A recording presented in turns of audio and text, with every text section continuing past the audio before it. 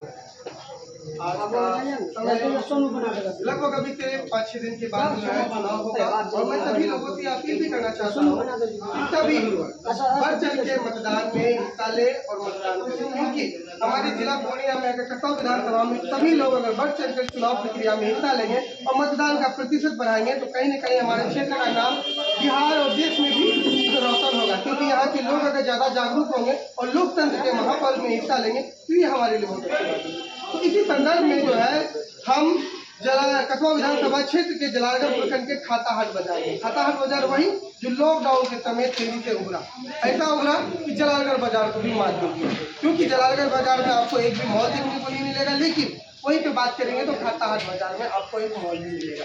और लोगों की यहाँ एक समस्या है कि लगातार जो अतिक्रमण है, इंक्रोचमेंट की वजह से यहाँ पे रोजाना जाम की समस्या से स्थानीय लोगों और जो आसपास के क्षेत्र के लोग जो इस रास्ते में सफर करते हैं उनको गुजरना पड़ता है।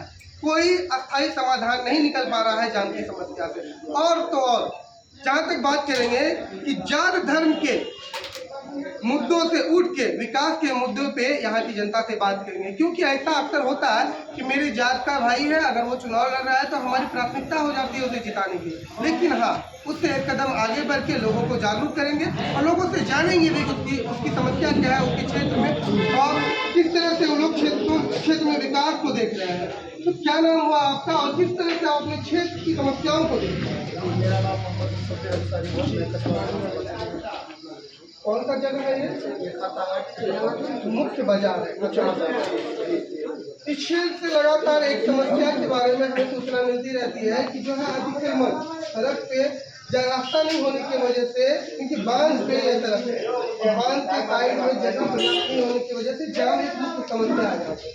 तो इस जाम की मुख्य समस्या का अस्थायी निराकरण निराकरण तब होगा जब हम अपना काम करने वाला प्रतिनिधि को चुनेंगे, जब भी होगा। क्योंकि आप जो है एक छोटी सी गाड़ी लेकर के जब भी आप खाताहाट बाजार से गांव की तरफ जाएंगे तो ऐसा महसूस होगा कि 70 साल में सबसे अगर पिछड़ा कोई है तो ये अपना गांव है, खाताहाट है और इसके इर्द गिर्द जो इलाके हैं वो है। इतना एकदम जो है इसका जो है विकास के नाम पे कुछ भी नहीं है, यहाँ पे कुछ भी नहीं है। लेकिन यहाँ तक बात करें कि जलालगढ़ बाजार से बहुत तेजी से उभरता हुआ बाजार बना खाताहाट जी,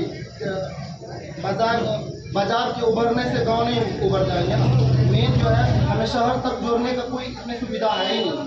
शहर तक जोड़ने के लिए जो रोड होनी चाहिए, जो सुविधा होनी चाहिए वो है, मूलभूत सुविधा है ही नहीं। आप क्या क्या स्थानीय निवासी जी बात कीजिए और एक बात बताइए कि 5 ऐसी मुख्य समस्या है जो आपके इसका निराकरण जो जनप्रतिनिधि जीत के आएंगे वो करना जी, एजुकेशन पे होना है जी। उसके बाद यहाँ पे जो है क्या कहते हैं हॉस्पिटल बना, वो सिर्फ नाम के बने हुए हैं, उस पर काम होना है। बेरोजगारी पे होना है, भ्रष्टाचार पे होना है। सबसे बड़ी बात और सबसे बुरी बात यह है कि यहाँ से जो पलायन हो रहे हैं आज अभी धक्के मार के मेरे भाई और मेरे गांव के बहुत सारे हैं वोट देने के लिए आ रहे हैं, टिकट लेने के लिए। ऐसा लग रहा है कि 10 दिन से खाना नहीं मिला। छठ जैसा महापर्व के बाद जो है लोकतंत्र का महापर्व के लिए लोग टिकट बनवा रहे हैं, इस तरह से आ रहे हैं। कहने मतलब यह है यहाँ अगर रोजगार मिल जाए तो उसे जाने की जरूरत नहीं होगी। पलायन किस तरह से पलायन रुके उसके ऊपर काम हो, उसके लिए वो तब होगा जब हम अपने काम करने वाला कार्यशील आपको यहाँ रोकेंगे। खाताहाट से पार्टी होते हुए जो सड़क समाप्त हो जाती है वो सड़क से कई दिनों से जो बांध पे बनी है, आखिर ऐसी स्थिति क्यों? ये इसलिए है हम लोगों से गलती कहें या मिस्टेक है, हम ऐसा सरकार कह दें या फिर कहें कि ऐसा विधायक चुन लिए थे, चुनने वाला विधायक चुन लिए थे हम। रेस्ट करने वाला वो सिर्फ जो है रेस्ट करने वाला था। 2017 में जो बाढ़ आई थी एकदम खतरनाक वाला, क्योंकि ये रोड जो है खाताहाट से पिपरपाती आवास चौक को जोड़ती है, 2 जगह टूट गई थी। और 2017 में जो रोड टूटी है अभी तक यूं का यूं है और आए दिन गाड़ी पलट के 17 से 25 का लगभग 8 सालों का फासला है। 8 सालों के फासले में विधायक आप अभी तो रात हो गई है, दिखाई नहीं देगा। अगर अभी जाएंगे लाइट के जरिए से भी आप देखेंगे, आपकी गाड़ी क्या बताया मतलब कि कुछ चलने लायक है ही नहीं अभी वहाँ पे आवास चौक में। उसके बाद जस्ट यहाँ पे जो है मिथिलेश सिंह के घर के पास यूनिवर्सिटी के पास जो टूटा था वहाँ का भी स्थिति वैसा का वैसा है 2017 में। 2017 में यहाँ और 2017 कोसी दादर घाट बना, उसका हाल देख लीजिए, इसी से आपका विकास का अंदाजा लग जाएगा। और विधायक जी जो है वर्तमान विधायक आफाक आलम जी ने जो वादा किया था उनको पूरा किया। खाता जलालगढ़ के खाता हाथ आने के लिए सड़क दे दी उन्होंने, आपको दादर घाट का पुल भी बनवा रहे हैं और बहुत ऐसे काम है जो आप इसी से अंदाजा लगा लीजिए कि उसका जो है विकास करने का रेशियो रेट क्या है। 2017 में जो टूटा, 2025 का इलेक्शन आ गया, अब तक कंप्लीट नहीं हुआ है और 2017 में जहाँ जहाँ टूटा था यूं का यूं ऊपर खबर है ये, तो आप अंदाजा लगा लीजिए इसी से कि किस रफ्तार में काम हो रही है। इसीलिए यहाँ पे जो है एक माहौल बना हुआ है सबका। इस बार जो है क्या कहते हैं, खाताहाट की जनता इस बार किसके हाथाहाट की जनता इस बार जो है जो चाह रहा था उनके जनता के मन मुताबिक कैंडिडेट, यहाँ का जनता ये चाह रहा था कि कैंडिडेट का बदलाव हो गया है और सबका मन बना हुआ है कि काम नेता को चुने। और सब हम युवाओं का, सबसे खास करके युवाओं का सपोर्ट है और उनका वादा भी है, इसलिए हम सब कोई इस बात को सपोर्ट करें।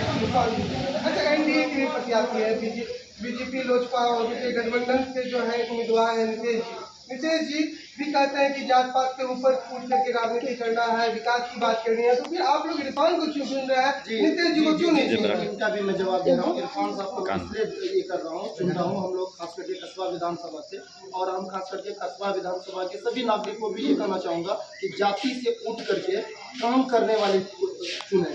अब नीतीश सिंह के बारे में आप कहें, नीतीश सिंह के बारे में जहाँ तक मैं जान रहा हूँ कि आम पब्लिक क्या अच्छे हाई क्लास लोगों को भी वहाँ तक नहीं है उनके तक। नीतीश सिंह वो एक ब्रांड नेता बनेंगे भी तो ब्रांडेड नेता बनेंगे, वहाँ उन तक कोई बात नहीं, कोई भी एक समस्या होगी वहाँ तक बात पहुँच ही नहीं पाएगी। नीतीश सिंह तक पहुँच नहीं है कस्बा विधानसभा के नागरिकों का, आम नागरिकों का। उसके अलावा कोई ऑप्शन है, प्रदीप दास जी है, राजेंद्र यादव है, शाहनवाज आलम जी है, ठीक है, और भी बात करेंगे तो आफाक आलम जी है। आफाक आलम को तो आप लोगों ने नकार दिया, लेकिन उसके बावजूद भी तो ऑप्शन है, निर्दलीय में भी तो ऑप्शन थे, उनकी तरफ से आप निर्दलीय ऑप्शन में फर्स्ट बार नहीं है, इससे पहले वो 3 बार रह चुके हैं। उसका मेन जो मोटिव रहा है जातिवाद पे सबसे ज्यादा फोकस रहा है प्रदीप दास का, इसलिए इस बार जो हम लोग समझ रहे हैं, पढ़े लिखे हैं, पढ़ा लिखा बेरोजगार है, ये बोले पढ़े लिखा नहीं, पढ़ा लिखा बेरोजगार है, और ये चीज़ की समझ है कि कौन कस्बा विधानसभा के लिए बेहतर होगा। सबसे बेहतर ऑप्शन यही है इरफान आलम है, कांग्रेस प्रत्याशी। आपका ओपिनियन क्या चल रहा है? मेरा ओपिनियन ये जा रहा है कि मैं सब खास करके युवाओं से और खास करके कस्बा विधानसभा के सभी नागरिकों से मेरा ये अनुरोध है कि इस बार विकास के नाम पे ये करें, क्या कहते हैं, प्रतिनिधि को चुने। और सबसे बेहतर ऑप्शन है क्या कि हमने 15 साल 6 महीना आफाक को भी देख लिया, 3 टर्म से प्रदीप दास को भी देख लिया, तीसरा है नीतीश सिंह हम लोगों से कौन से बहुत बाहर है, समझे ना, वो ब्रांडेड नेता वहाँ तक नहीं है। इसलिए सबसे बेहतर है कि हम जो है कस्बा विधानसभा में हम सब कोई मिल करके इरफान आलम को जिताएंगे और इंडिया गठबंधन को मजबूत करेंगे। सिर्फ इरफान आलम नहीं, इरफान आलम जीतेंगे, इंडिया गठबंधन मजबूत होगी, इंडिया गठबंधन मजबूत होगी तो बिहार में सरकार बदलेगी तो जो उनका वादा है कि बेरोजगारी, भ्रष्टाचार, आजकल अभी के डेट में आप रेशियो के डेट में सबसे ज्यादा सुसाइड कर रहा है नौजवान का, बेरोजगार। सुसाइड करने का मेन कारण यही है कि डिप्रेशन का शिकार है, बेरोजगारी है। 20 साल पढ़ने के बाद डिग्रियां तो आ जाती है, नौकरियां नहीं आती है।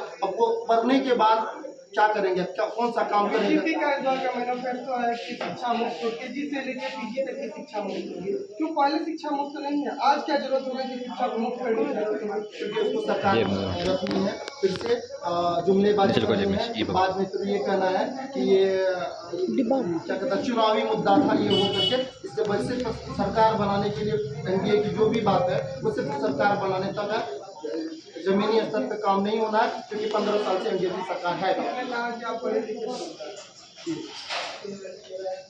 अंतिम सवाल रहेगा कि बीजेपी गवर्नमेंट किस तरह से बात कर रही है कि